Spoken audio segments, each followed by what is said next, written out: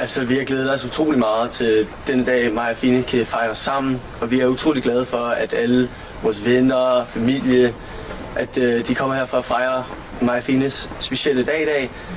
Og mit største ønske er bare, at mig og Fine får en utrolig god dag i dag. Jamen, det giver mig utrolig meget støtte, så jeg kan læne mig op af hende, hvis jeg ikke kan svare. Eller... Ja, og jeg er utrolig glad for at have Fine med mig på min side og gå igennem alt sammen. Jeg oplever, at jeg kunne slet ikke forestille mig at blive fejret uden ham.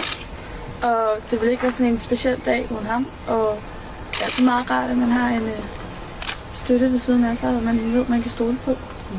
Det har været ekstremt hårdt for mig og hele familien. Og vi savner ham utrolig meget, men han er altid i vores hjerter. Vi er utrolig kede af det, at det skulle ske lige inden vores konfirmationsdag. Men vi ved, at han er med os.